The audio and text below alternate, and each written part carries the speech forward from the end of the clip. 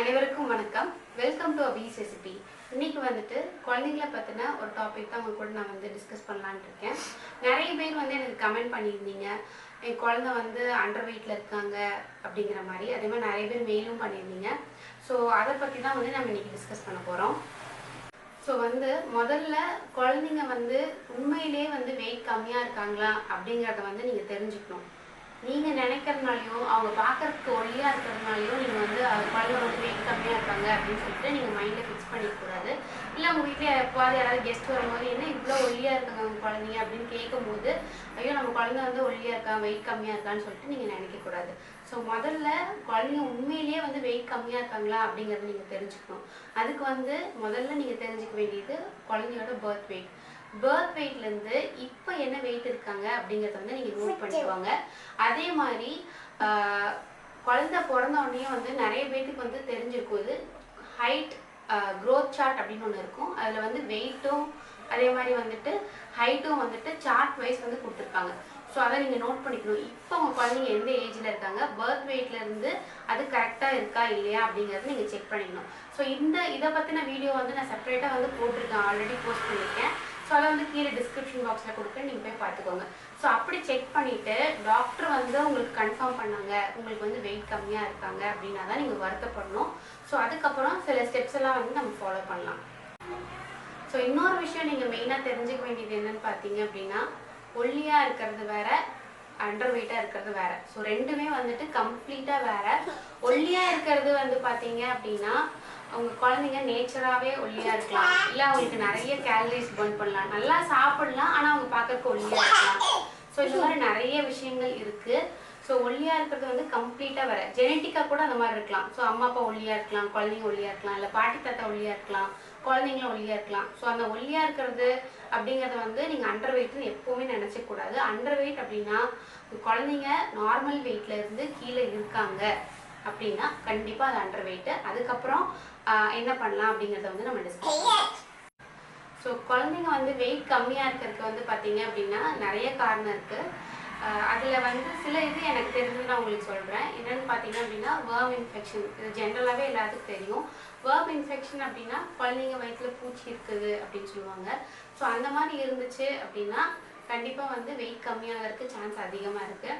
Next வந்து பார்த்திங்கன்னா digestive system வந்து ப்ராப்பராக இல்லாமல், அதாவது அவங்களுக்கு சரியாக செரிக்காமல் இருக்கிறது, அப்புறம் மோஷன் அவங்க சரியாக போகாமல் இருக்கிறது. ஸோ அந்த மாதிரி இருந்துச்சுனாலும் வந்துட்டு உங்களுக்கு வெயிட் வந்து கம்மியாகும். நெக்ஸ்ட் வந்து பார்த்திங்க அப்படின்னா அயன் டெஃபிஷியன்சி. அதாவது குழந்தைங்களோட பாடியில் வந்து அயன் கண்டென்ட் வந்து கம்மியாச்சு அப்படின்னா அவங்க வந்து அனிமிக் ஆகிடுவாங்க. ஸோ அந்த மாதிரி இருந்துச்சுனாலும் வந்து வெயிட் கம்மியாகிறதுக்கு சான்சஸ் இருக்குது. நெக்ஸ்ட்டு வந்து பார்த்தீங்க அப்படின்னா சரியாக அவங்க சாப்பிடாமல் இருக்கிறது, அந்த மாதிரி இருந்தாலும் வந்து வெயிட் கம்மியாகும். சாப்பிடாமல் இருக்கிறது அப்படின்னா வெல் பேலன்ஸ்டாக அவங்க சாப்பிட மாட்டாங்க. அந்த மாதிரி குழந்தைங்களுக்கு வந்து பசியே எடுக்காது. ஸோ அந்த மாதிரி வயிற்றில் பூச்சி இருந்தாலோ இன்ஃபெக்ஷன் இருந்துச்சுனாலோ வந்து பார்த்தீங்க அப்படின்னா குழந்தைங்க சரியாக சாப்பிட மாட்டாங்க. கண்டிப்பாக வந்து வெயிட் வந்து லாஸ் ஆகும். 6 மந்த்ஸ்க்கு அப்புறமா வந்து ஏன் சாலிட் ஸ்டார்ட் பண்ண சொல்கிறாங்க அப்படின்னா உங்களுக்கு வந்து அயன் கண்டென்ட் வந்து குழந்தைங்களுக்கு கம்மியாகும். ஸோ அதை வந்து இன்க்ரீஸ் பண்ணுறதுக்காக தான் வந்து பார்த்தீங்க அப்படின்னா உங்களுக்கு சாலிட்ஸே வந்து 6 மந்த்ஸ்க்கு அப்புறம் ஸ்டார்ட் பண்ண சொல்கிறாங்க. ஸோ அயன் கண்டென்ட் எப்போவுமே வந்து கரெக்டாக இருக்கிற மாதிரி பார்த்துக்கோங்க. ஸோ அயன் கண்டென்ட் கம்மியாக இருந்துச்சு அப்படின்னா உங்களுக்கு வந்து கண்டிப்பாக பேபி வந்து அண்டர் வெயிட்டாக இருக்கிறதுக்கு சான்சஸ் அதிகமாக இருக்குது. ஸோ நெக்ஸ்ட்டு வந்து பார்த்தீங்க அப்படின்னா ஒரு வெல் பேலன்ஸ் டயட் வந்து அவங்களுக்கு இருக்காது. அதாவது வந்து பார்த்தீங்கன்னா அன்ஹெல்தியாக ஏதாவது சாப்பிட்டுக்கிட்டே இருப்பாங்க. ஸ்வீட் சாப்பிட்றது, கேக் சாப்பிட்றது, அதுலேயே வந்து அவங்களுக்கு வயிறு நிறைஞ்சிரும். ஸோ அவங்களுக்கு வந்து பேலன்ஸ் நியூட்ரிஷன்ஸ் வந்து அவங்களுக்கு கிடைக்காது. ஸோ இதெல்லாம் தான் வந்துட்டு கண்டிப்பாக வந்து மெயின் ரீசன்ஸாக இருக்கும்னு நான் ஃபீல் பண்ணுறேன். நெக்ஸ்ட் வந்து இதுக்கு என்னென்ன ஃபாலோ பண்ணலாம் அப்படிங்கிறதையும் பார்க்கலாம். ஸோ என்னென்னலாம் வந்து ஃபாலோ பண்ணலாம் அப்படின்னு பார்த்தீங்க அப்படின்னா முதல்ல சாப்பாடு, அதாவது குழந்தைங்களுக்கு கொடுக்க போகிறதுல வந்து விதவிதமாக நிறைய வெரைட்டிஸ் வந்து இன்க்ளூட் பண்ணுங்கள். அதாவது ஒரு நாளைக்கு வந்து ரைஸ் கொடுப்பீங்க, ஒரு நாளைக்கு அப்படின்னா மில்லட்ஸ் கொடுங்க, ஒரு நாளைக்கு ஃப்ரூட்ஸ் கொடுங்க. ஃப்ரூட்ஸ் எல்லாம் வந்து தினமும் ஒரு வேலைக்கு நம்ம கண்டிப்பாக கொடுக்கலாம். அதே மாதிரி வந்து வீக்லி ட்வைஸ் வந்து நீங்கள் தயிர் கொடுக்கலாம், அதுக்கப்புறம் கீ கொடுக்கலாம், அதுக்கப்புறம் பட்டர் ஆட் பண்ணலாம். 1 இயர்க்கு மேலே அப்படின்னா பட்டர்லாம் ஆட் பண்ணலாம். 6 மந்த்ஸ்க்கு மேலே அப்படின்னா நீங்கள் வந்து தாராளமாக வந்து நெய் ஆட் பண்ணலாம். ஏன்னா நம்ம குழந்தைங்களுக்கு ஹெல்தி ஃபேட்ஸ் வந்து நம்ம இன்க்ளூட் பண்ணணும். ஹெல்தியான ஃபேட்ஸ் இன்க்ளூட் பண்ணால் தான் அவங்களுக்கு வந்து ஹெல்தி வெயிட் கெயின் இருக்கும். ஸோ நிறைய வெரைட்டிஸ் ஆஃப் ஃபுட்ஸ், அதாவது ஃப்ரூட்ஸு, மில்லட்ஸு, பல்சஸ், ஸோ எல்லாமே வந்து நீங்கள் இன்க்ளூட் பண்ணணும். ஸோ அதுக்கு தகுந்த மாதிரி நீங்கள் வந்து ஒரு பிளான் கொடுக்கணும். அதே மாதிரி ஒரு ரொட்டீன் ஒன்று ஃபாலோ பண்ணுங்கள். குழந்தைங்களுக்கு அப்படின்னா ஒரு 1 இயருக்கு மேலே அப்படின்னா 3 மெயின் ஃபுட்ஸ், அதுக்கப்புறம் வந்து பார்த்தீங்கன்னா ஒரு 2 or 3 ஸ்நாக்ஸ் வந்து ரெகுலர் இன்டர்வல்ஸில் நம்ம கொடுக்குற மாதிரி பார்த்துக்கணும். ஸோ இனிஷியல் ஸ்டேஜில் வந்து பார்த்தீங்க அப்படின்னா ஒரு 2 நாளைக்கு வந்து உங்களுக்கு கஷ்டமாக இருக்கும் இந்த ரொட்டீன் ஃபாலோ ஆகுறதுக்கு.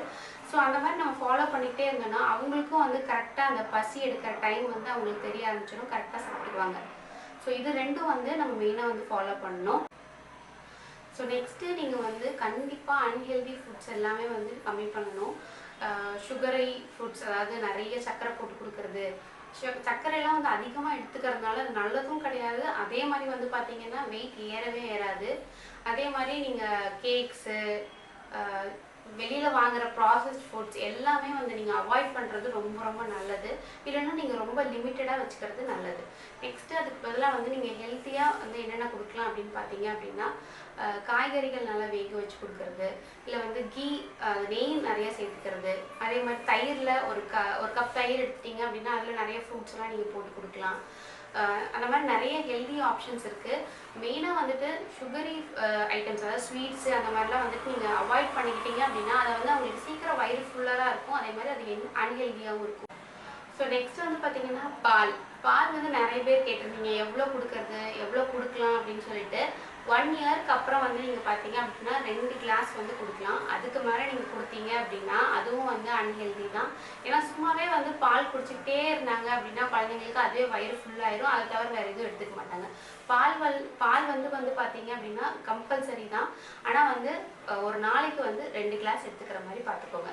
சப்போஸ் உங்கள் குழந்தைங்க வந்து பால் எடுக்கலை, குடிக்க மாட்டேங்கிறாங்க அப்படின்னா நீங்கள் வந்து பார்த்தீங்க அப்படின்னா அதை வந்து சூப்லேயோ இல்லை வந்து ஷேக் மாதிரியோ ஃப்ரூட்ஸோட மிக்ஸ் பண்ணியோ ஸோ அந்த மாதிரி வந்து நீங்கள் இன்க்ளூட் பண்ணி கொடுக்கலாம். அதே மாதிரி இப்போ நம்ம சத்து மாவு கஞ்சி கொடுக்குறோம் இல்லையா, அதில் வந்து நீங்கள் பாலோட மிக்ஸ் பண்ணி கொடுக்கலாம்.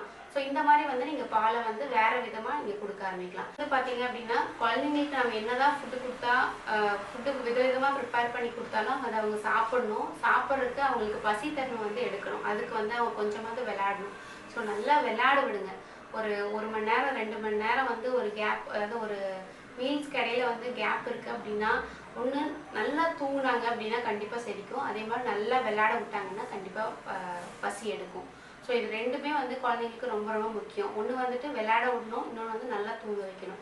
ஸோ இது ரெண்டும் இருந்துச்சுன்னா ஆட்டோமேட்டிக்காக வந்து உங்களுக்கு வெயிட் வந்து ஏற ஆரம்பிச்சிடும், குழந்தைங்களும் நல்லா சாப்பிட ஆரம்பிச்சிடுவாங்க. ஸோ வந்து நெக்ஸ்ட் வந்து பெஸ்ட் வெயிட் கெயின் ஃபுட்ஸ் அப்படின்னு சொல்லிட்டு நான் எனக்கு தெரிஞ்சதெல்லாம் வந்து லிஸ்ட் அவுட் பண்ணுறேன். அதெல்லாம் வந்து இந்த வீடியோக்கு கடைசியில் நான் அட்டாச் பண்ணுறேன். ஸோ அதையும் நீங்கள் பார்த்துக்கோங்க. So best weight gain foods அப்படின்னு சொல்லிட்டு பார்த்தீங்க அப்படின்னா ஃபஸ்ட்டு நான் சொல்கிறது எப்போவுமே வந்துட்டு ராகி தான். ராகி நீங்கள் வந்து அதுவும் முளைக்கட்டின ராகி வந்து ஒரு வேளை வந்து நீங்கள் கொடுத்து பாருங்கள், கண்டிப்பாக வந்து உங்களுக்கு டிஃப்ரென்ஸ் தெரியும். நல்லா முளைக்கட்டின ராகியை கூழ் மாதிரியோ இல்லை வந்துட்டு நீங்கள் பவுட்ராவோ கொடுக்கலாம். அதே மாதிரி வந்து பார்த்தீங்க அப்படின்னா பருப்பு, பாசி பருப்பு வந்து வயிற்றுக்கு ஒன்றுமே செய்யாது, கேஸ்ட்ரிக் ப்ராப்ளம் அந்த மாதிரி வராது. ஸோ அதை நீங்கள் தினமும் இன்க்ளூட் பண்ணிக்கலாம். அப்புறம் உருளைக்கிழங்கு நல்லா வேக வச்சு பெப்பர் போட்டு நீங்கள் கொடுக்கலாம். அதே மாதிரி வந்துட்டு இதுவும் நீங்கள் ட்ரை பண்ணலாம். ஸ்வீட் பொட்டேட்டோ வந்து கண்டிப்பாக வெயிட் கெயின் ஆகும். இதுவும் வாரத்தில் 1 நாள் கொடுக்கலாம். நெய் எல்லா ஃபுட்லேயும் நீங்கள் ஆட் பண்ணி கொடுக்க ஆரம்பிக்கலாம். 6 மாதத்துலேருந்தே வந்து கூடில் கூட நீங்கள் பழகிட்டீங்க அப்படின்னா ஒரு நல்ல லாக்ஸேட்டிவாக இருக்கும், கான்ஸ்டிபேஷன் இல்லாமல் இருக்கும். பன்னீர்லாம் நீங்கள் கொடுக்குறீங்களான்னு தெரில. அது நல்லா சாஃப்டாக இருக்கிறதுக்கு சும்மாவே வந்துட்டு நல்லா டோஸ்ட் பண்ணி கொடுக்கலாம். அப்புறம் பால் பற்றி நான் ஏற்கனவே சொல்லியிருக்கேன், 2 கிளாஸ் தாராளமாக நீங்கள் கொடுக்கலாம். அப்புறம் நட்ஸ் வந்து நான் வந்து வீடியோ போட்டிருக்கேன், பவுட்ரு பண்ணி பாலில் கலந்து கொடுக்குறது. ஸோ அதுவும் டிஸ்கிரிப்ஷன் பாக்ஸில் கொடுக்குறேன், நீங்கள் போய் பாருங்கள். ஏன்னா நட்ஸு வந்து நல்ல இம்யூனிட்டி பவரை வந்து ரேஸ் பண்ணி கொடுக்கும். இல்லை நீங்கள் ரோஸ்ட் பண்ணி கூட கொடுக்கலாம் நட்ஸை வந்து குழந்தைங்க அப்படியே சாப்பிட்ற மாதிரி இருந்துச்சு அப்படின்னா. அப்புறம் நேந்திரம் பழம் பற்றி ஏற்கனவே சொல்லியிருக்கேன், கண்டிப்பாக வந்து வெயிட் கெயின் ஆகும். கண்டிப்பாக வந்து பார்த்திங்க அப்படின்னா பழங்கள், காய்கறிகள் இது எல்லாமே வந்து தினமும் ஒன்று இருக்கிற மாதிரி பார்த்துக்கோங்க. ஸோ மத்தியானம் வெறும் பருப்பு மட்டும் கொடுத்துட்டிங்க அப்படின்னா நைட்டு வந்து சூப்பு அந்த மாதிரி ஏதோ ஒரு காய்கறிகள் வேக வச்சு கொடுக்கறது நீங்கள் கண்டிப்பாக கொடுக்கலாம். வாரத்தில் ஒரு 4-5 நாள் முட்டை கொடுக்கறது ரொம்ப ரொம்ப நல்லது. இந்த வீடியோ கண்டிப்பாக உங்களுக்கு யூஸ்ஃபுல்லாக இருக்கும்னு நினைக்கிறேன். ஸோ இந்த வீடியோ ரிலேட்டடாக ஏதாவது டவுட் இருந்துச்சுன்னா நீங்கள் கண்டிப்பாக கீழே கமெண்ட் செக்ஷனில் கமெண்ட் பண்ணுங்கள். நான் கண்டிப்பாக ரிப்ளை பண்ணுறேன். யூஸ்ஃபுல்லாக இருந்துச்சுன்னா உங்கள் ஃப்ரெண்ட்ஸ் அண்ட் ஃபேமிலிக்கு ஷேர் பண்ணுங்கள். பிடிச்சிருந்துச்சுன்னா ஒரு லைக் கொடுங்க. மறக்காமல் நம்ம சேனலுக்கு சப்ஸ்கிரைப் பண்ணுங்கள். Stay healthy, be happy. Thank you.